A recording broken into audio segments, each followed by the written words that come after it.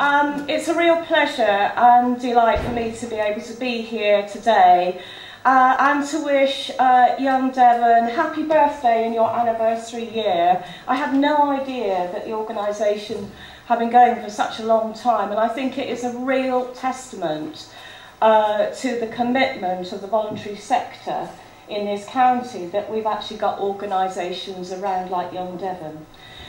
I do feel actually as though I'm amongst friends here this morning, because I look around the room and actually I know a lot of you here, and actually a lot of us have all been part of that Children's Trust journey. And for us in Devon, I think what makes things work in Devon are our relationships, and there's been a lot of talk here this morning about the importance of relationships. Sometimes I think our organisational boundaries get in the way, and they can be quite challenging.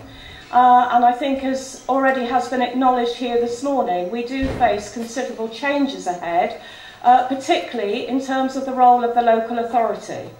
But as Tim has already said, you know, we are up for the challenge. We have been committed for a long time to this journey in Devon, and we're not going to give up now. We were always in it for the long haul. And that's certainly the message I would want to convey. Whatever happens over the forthcoming months, and the scenery is certainly going to change, I'm sure that there will be still that effort, that energy, that passion to really want to make a difference for children. And I suppose just to, again, we've heard so much, I think, this morning in terms of young people, young adults' voices, but for us in Devon, I think this is a really apt quote for us to acknowledge and recognise. And it's something that I think, as a Children's Trust, we have really believed in. What I want to do then is just to sort of reflect on the journey so far and actually offer you some signposts for the journey ahead. Very much based on some of the things that we've learnt together over the last few years. Yes, from a local authority perspective, but no, not in isolation, because a lot of these things we have actually done together and learnt together. And I think just sort of starting again with the importance of reflecting on what young people have said to us. And thank you very much, because I've just followed on from the work of the young ambassadors who have been providing us with information about needs and about what young people say in Devon.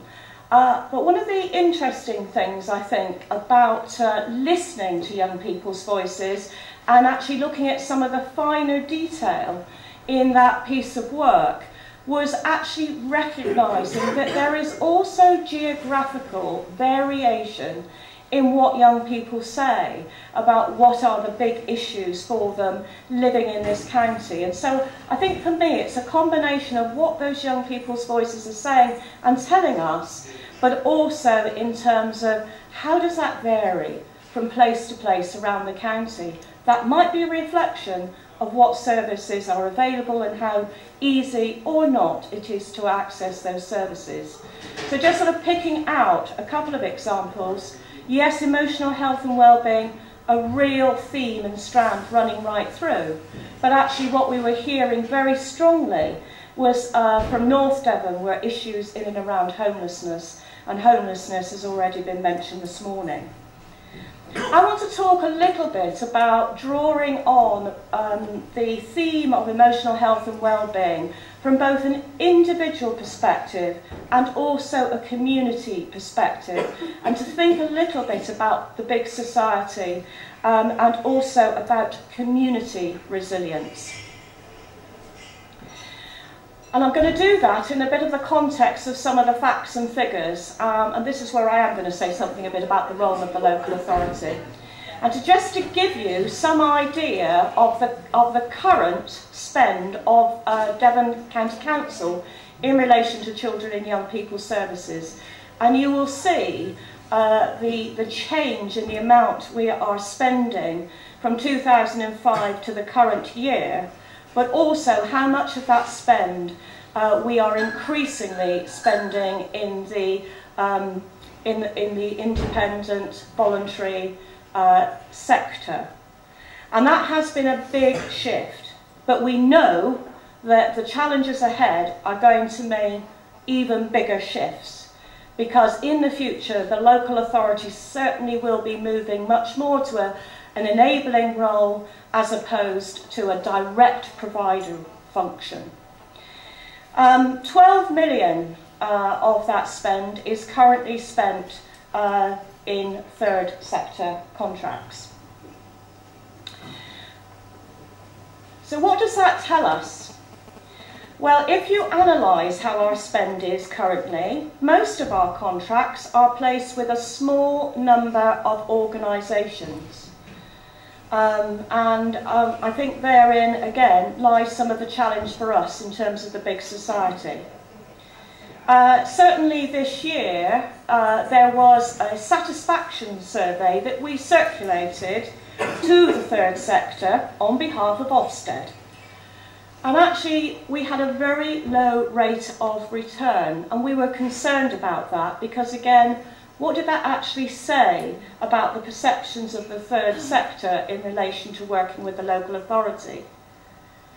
We do know and recognise, and I can remember, Tim, you and I sat in a room with a minister, it must have been 6 or 7 years ago, when we were actually talking about some of the barriers. And one of the barriers is around procurement and contracting rules and regulations. And I can see nods around the room, and we were saying at that time, how could we actually find a way through to enable those much smaller organisations out in localities to be able to play their role in providing services. And the other observation I would make is that currently the numbers of the third sector contracts have levelled off. So, some of the challenges for us then around changing our path, moving on. We do need to find ways of simplifying our tender processes, and I've got an example that I want to share with you in a moment, which I think is a really good example of actually how we need to do things differently. We've talked already this morning about the challenges ahead, and we cannot pretend that there is going to be a lot less money in the system, particularly across the public sector. But we, right across the system, inclusive of all sectors, need to be having conversations about how we can make that money stretch as far as it needs to.